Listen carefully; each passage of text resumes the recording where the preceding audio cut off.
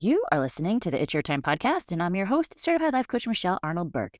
In today's episode, I'm discussing how to get organized and take back your time with professional organizer and certified life coach, Tracy Hoth. Welcome to the It's Your Time podcast, the podcast where busy professionals like you get the practical solutions and support you need to gain control of your schedule so you can strive to be the best in your career, but without the stress and overwhelm. If you're looking to increase your energy and decrease your stress, you are in the right place. Hello. Welcome back to the podcast. Okay, today's episode is such a gem. I had the absolute pleasure of sitting down with Tracy Hoth, a professional organizer and certified life coach who has been helping women reclaim their time and energy for over 17 years. So she is the perfect person to have here and be able to help you. She is also the host of the globally ranked Organized Coach podcast and the creator of Organized Coach Academy, where she helps coaches and online business owners step into their role as truly organized CEOs. Now, even though Tracy's business is designed specifically to support coaches, everything that she shares in this episode can apply to all of us. If you have ever felt overwhelmed, maybe you've had decision fatigue, or like your days could just use a little more structure and flow, this conversation is for you. And I also want to make sure that we have a level set before you start listening of what the word organized means, because I have to say, as we were going through the conversation, you will hear me on a number of occasions talking about how I need to change or get better, or I should be doing it differently. You know, all of the things that I say we should not be doing here, shitting on ourselves. But when we know what the definition of organized is, which is knowing what you have and being able to find it when you need it, I am actually not that far off. So again, level set, organized, knowing what you have and being able to find it when you need it. And take a listen. She had so many great pearls of wisdom. I'm so grateful that she was on the show. And if you feel inspired by what you hear, be sure to reach out to Tracy. She is such a generous resource, and you will be glad that you connected. Now, without further ado, please take a listen. Okay, this is going to be so much fun. Can you get started by just introducing yourself in a way that you most enjoy? Yes, Michelle, I'm so excited to be here. My name's Tracy Hoth, and I'm an organizing coach. So I help people become the person who is organized in all areas of their life. So their time is organized in their business, in their home, which means really developing the identity of an organized person. They are truly organized. And then I help them get the tools and the skills that they need so that they can become that person. Oh, that's so good. I love that idea of the identity because I feel like James Clear talks about that a lot too. Yeah. So I guess before we get into it, if there is one takeaway that you want people to kind of leave with today, what do you think that would be? Okay, it's possible. So they shouldn't know how to be organized. That's the just what I want to frame it with, but I want them to leave with SPASM, which is my acronym. Okay. Tell us more. So do you want to dive into that right now? Sure. I guess maybe well, we can get into, what do you think? Is it best to get into it now or as we go through? Well, let's line it up right now. That is Okay. my acronym. So I've been organizing in people's homes and lives for 17 years. And when I first started, somehow I came up with that and I'm like, I'm just sticking to it. It's goofy and it's memorable. So those are the steps to organizing. So it's sort, purge, assign homes, set limits, and maintain. Those 5 steps literally work with every single thing: your mind, your schedule, your time, your physical stuff, your desk, your paper, your computer, everything. So I use those 5 steps everywhere in my business. I love it. And I love the idea of it's possible because even before we hit record, I was like, oh, you would be horrified. So I am going to go through this thinking it is possible. And I saw that you recently were talking about organizing as both a project and a lifestyle, which I think you kind of touched a little bit on as far as the lifestyle. But can you maybe tell us a little bit more about what you mean there? Yeah, so the project, I think when you begin to organize, what people do a lot of times, I think this is a mistake, is they try to just do a little. They see something, they order it, they, do something, but then they don't stick with it. So I've been doing the 12-week year where I really have to dial in what is my one goal for this quarter. And I think people should look at organizing as a project that they're going to dive into for, let's say, 12 weeks. And they're going to really focus on it. That is their priority. Those are the tasks that move the needle for them to get the foundation of a life that's organized. And then the lifestyle is the maintenance. Those are the habits. That's the last step, maintain. Those are the habits that we put in place and we tie them to things that we already do, and then we can go from there. But the project of it, that way you have a beginning and an end, and you feel like, okay, I can do this. I am going to really focus on it. It may be super hard, and that's fine, but I am going to focus on it for this and see a result and have a really clear plan. So when you're talking project, do you mean like a room specifically, or what exactly, when you say project, what exactly would that entail? So, one of the ways I help people are business owners, online business owners, and coaches. And we go through 6 areas of their business: their mindset, their computer, their assets, their processes, the launch, and their time. So, those 6 things would be a project that we're going to complete in 12 weeks so that you have that project done. Now, someone else, it may be the project of their home, or they would define what their goals are at the beginning, and then they would focus on those, create a plan and focus on those. Okay, perfect. And so once they have that project done, I like this idea because then you have the quarterly goals for each area, maybe each area of your life or a room or whatever that looks like for you specifically. Yeah, so that could be if someone wanted to work on their home, they would do that maybe one quarter, and then the other quarter, maybe they really needed to work on some computer stuff and digital organization and their calendar or something like that. You could just define different areas for different quarters, or, whatever your time frame is. Yeah, that's so good. And you talk about the computer. I was just saying I am guilty of the 52 tabs open at once. And if you saw my Canva, we won't even go there. I don't even know if you can say there's any organization in it. When you talk about the lifestyle part, like the habit part, do you think there's one habit once you complete the project that really is most beneficial for folks? Yeah, well, I have to say first, Canva is a whole nother story. That Oh, is good. just, I mean, but here's my thing. Create a simple structure that holds the things you need and is easy to remember. So, for example, like on your computer, I teach people a simple structure for their bookmarks bar or their favorites bar, depending. And that will help you not have all those tabs open. You'll know that you can get to everything you need, and it's really organized and very simple so that you have that in place.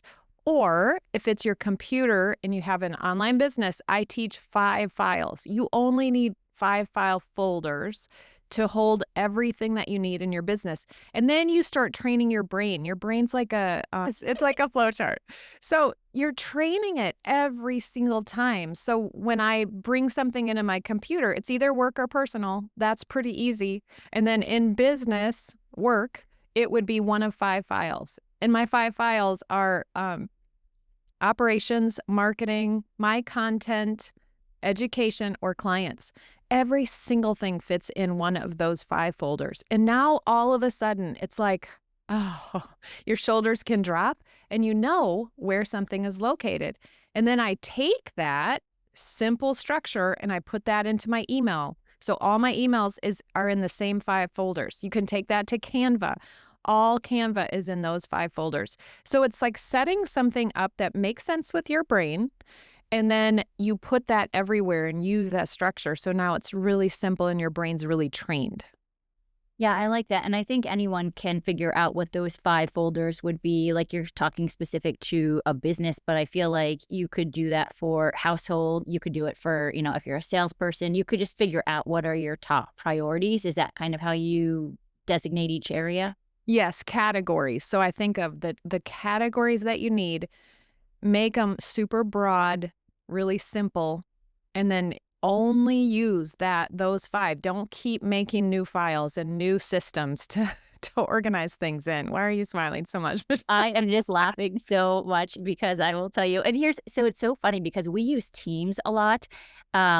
And I've used it in my employee resource group setting because that's kind of how everybody talks and organizes, and I do not love it. And there are people that are just like rock stars in figuring out like the folders and organizing, and I'm always like, well, maybe one day. But I do see the benefit, and I think, especially because this podcast is called It's Your Time, that doing this saves so much time. I mean, even as simple as I am guilty of every single day looking for my keys either in my bag or in my pocketbook. And then Mark is like, if you had one place that you always put it, I'm like, you don't need to tell me that again. Well, and that's just the thing. Like, you could go on with life. You get by and you do amazing and you have an amazing life. You could keep going like that. Or you could say, this quarter, I'm going to really focus on those things. You could start making a list. I'm going to have one place for my keys. I'm going to have one folder system. I'm going to make it make sense to my brain. And I'm going to practice that and I'm going to use it. I'm going to spread it out into all areas of my life and it's going to work. So it's just, but we are busy and we, have so much to do that we just don't prioritize it. And then we keep going like that. Yeah, but I think something you mentioned too, like kind of your shoulders relaxing, right? There's so many folks that are feeling stressed and overwhelmed and have so much to do. And if we just allotted ourselves this initial time on the front end, how much better could we feel in the long run is kind of what I'm hearing you say. Yes, for sure. And there's a study out that just shows how women, if we just think about being disorganized, cortisol shoots through our body. And so imagine the stress level and what it's doing on our body and our health, and not to mention how much mental energy it's taking in our mind to continue on like that when there are ways to work on that. And it's just like any project. I mean, it takes you to focus on that project and figure it out, have someone come alongside you and guide you and help you, and just allowing the space for that. Do you feel like you have to work with people to figure out like their why? Like, why is this going to take precedent over all these other things that I think are so busy in my life? I think by the time they decide to get help, they've maybe figured that out. But yes, we can go back to that and have a reason that pulls them forward toward the goal and keeps them motivated for sure. Yeah, that is interesting. I bet you're right. And I think too, there's also probably, I feel like the shooting on ourselves, right? Like that Uh, extra layer of shame, like, oh, I do seem to have it together. Maybe I shouldn't kind of go out and ask for the help because I should have it all figured out. Yes. And this shows up a lot with spouses. Like the one thinks you should be able to figure that out. So then the other one's like, yes, and then hides in that shame and feeling bad about the fact that they can't figure it out. But nobody teaches organization. I mean, people teach it, but you're not taught it when you're young. There's not a class in high school that or in college that teaches you how to be organized or how to work with your own mind to set up systems in your life. And then life happens and there's all these changes, moves, babies, deaths, inheritance stuff. And like things change so quickly that it takes an effort to do that. But people think they should. So then they don't spend time on it. And then it just affects all the areas of their life. Yeah, that is such a great point. I will say when you talk about the spouse, I've seen that meme where it's like there are two types of people in the world that load the dishwasher, one that looks like a crazy squirrel and one that has like everything on the crazy squirrel. The crazy squirrel. Those squirrels are so cute. Well, we are now, as of today, recording this, we are starting our fiscal year for work. So I think this is great timing too, because I feel like every like kind of start of the year, I always am like, okay, this is going to be my year, whether it's January and the new year or the fiscal year. I'm always like, I am not going to allow this company to take over my life because I always feel like I have like all of my Medtronic stuff in the car, in the attic, from the basement, like all over. And then Mark always says, yeah, sure. So I guess if there is maybe top things that you would say to let go of that would be beneficial for people that are looking to declutter, what would that be? I think about just decluttering in general. Your life is lighter. Things that are important become important. And this is really interesting to think about. If we keep everything, then nothing's important. And it's hard to find. So you can't find stuff. So it is easier if we let stuff go. Even I'm overwhelmed when I walk into spaces or see spaces that are full of stuff. So letting go is really important. And I think we make room when we let go for opportunities or relationships or hobbies or whatever it is when we let go. So I think we go through the steps. We sort into categories, and then we get to the purge stage where we go back through those categories. And I think what people do initially is they look at something, like maybe you're looking in your car or looking in your attic or wherever, and you're like, well, you see the first thing and you're like, should I get rid of that or not? And then you just don't know. So you just turn around and leave. And so I think when we sort first, now we see everything in that category and we're like, oh my gosh, I didn't know I had 5 of these things. I didn't know I had 12 of those. And so now the purging is easier and we can let things go easier because we see everything that we have in that category. So that's why I like the sorting and purging. And those two are the decluttering stage or steps. So you sort and you purge. Now you know what you're going to keep and you assign homes to them and set limits with containers or shelves or whatever. But sorting and purging. So yes, when you think about what you would declutter, are there things that come to your mind? I mean, yes, old papers, things that are hobbies that you don't use anymore, or things in your business that you're not needing anymore. It's like letting all the old go and making room for the new. Yeah, I love that kind of shift because I think I always have the thought like, but what if I do end up needing it? And there are instances though where even as I'm speaking, this is interesting because I will get to a point, to your point earlier, that I am like, everything's going. And then Mark's like, oh, you're in one of those moods. I'm like, you're lucky you're still here. Just like get rid of everything.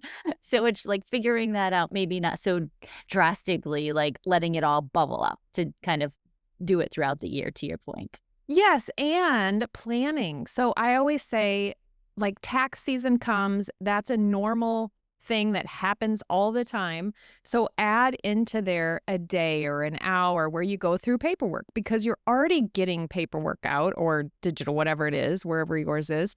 So same with end of year. Why not plan certain day or something where you do that maintenance, where you go back through everything?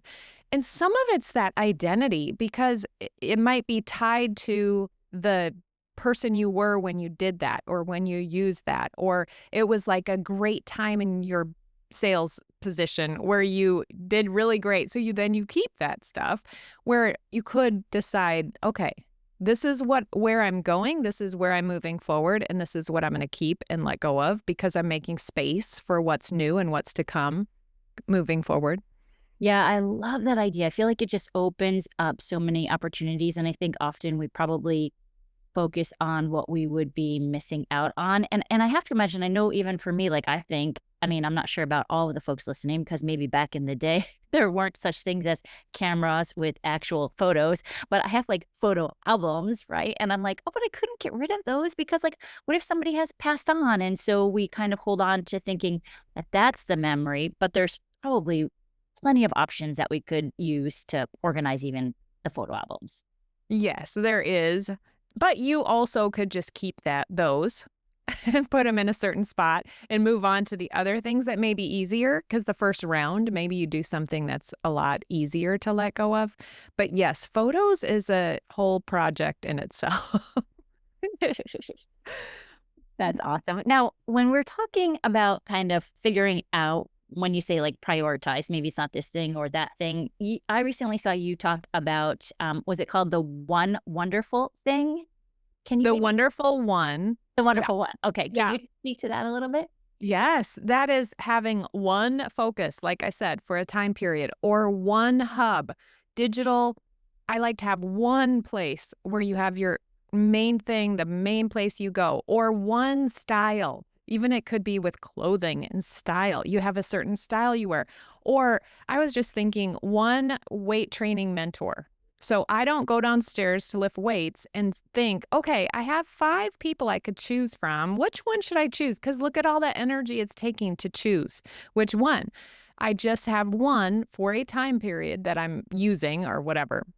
And I like the picture of soccer balls. So you're dribbling soccer balls down the field to the goal. And if you have one, it's really easy. You can get there quickly. If you have 6, you're like bouncing all over and one's going to the left and the right and you forgot about one behind you.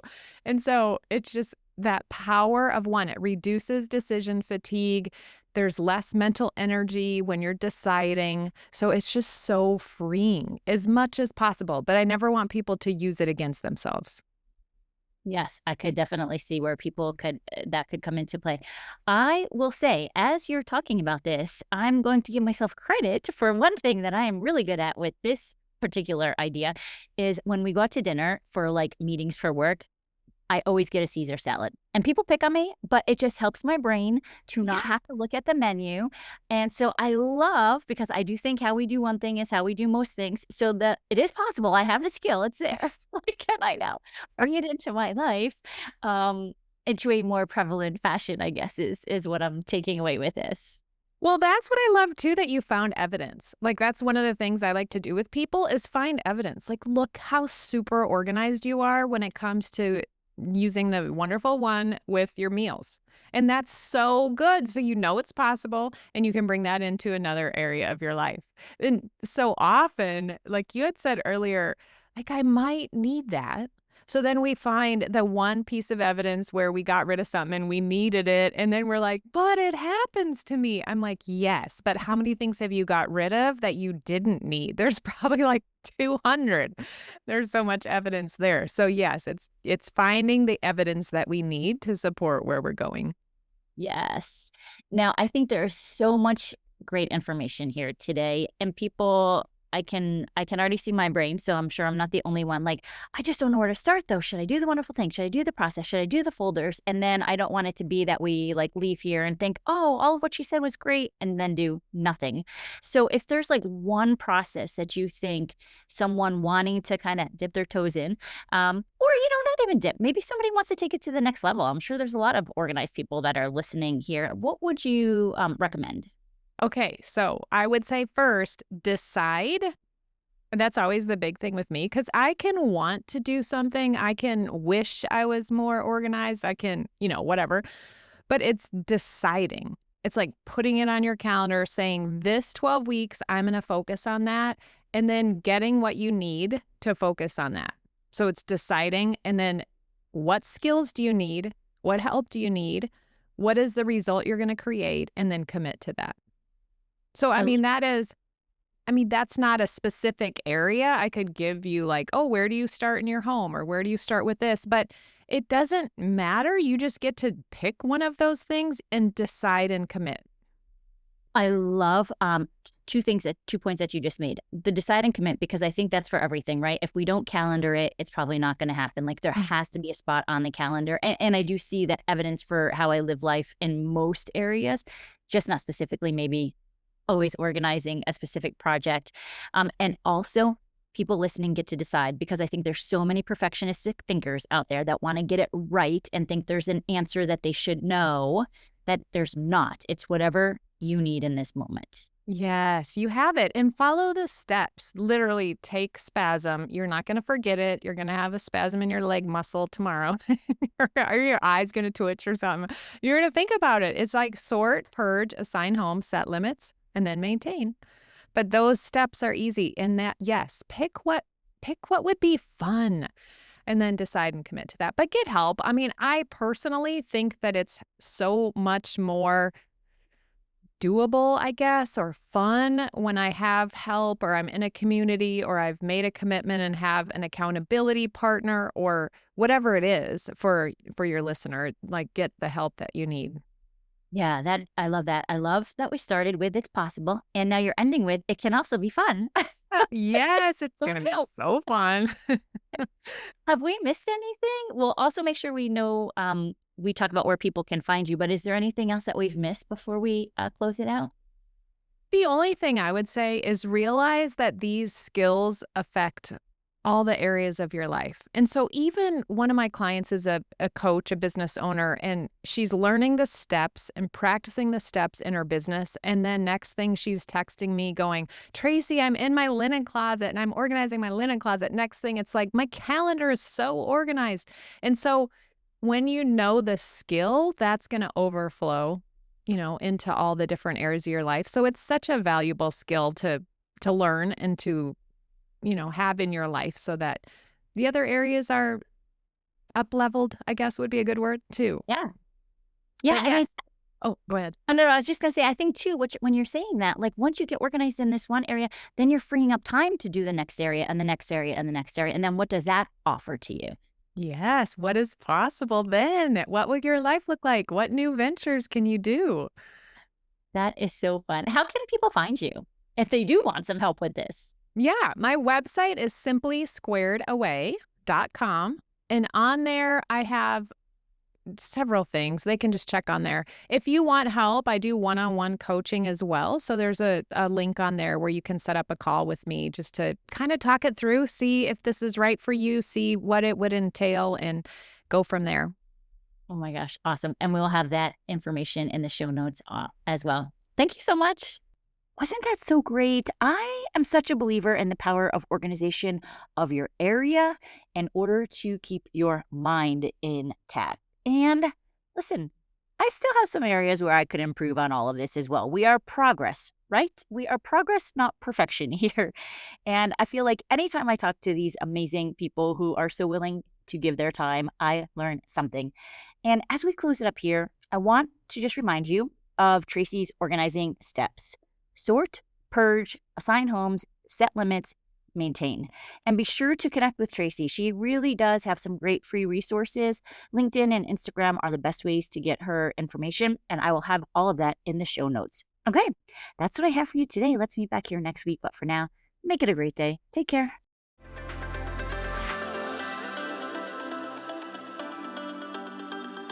Did you know you can take this work to a deeper level with me one-on-one? Go to michelleburkecoaching.com and click on Get Started to begin.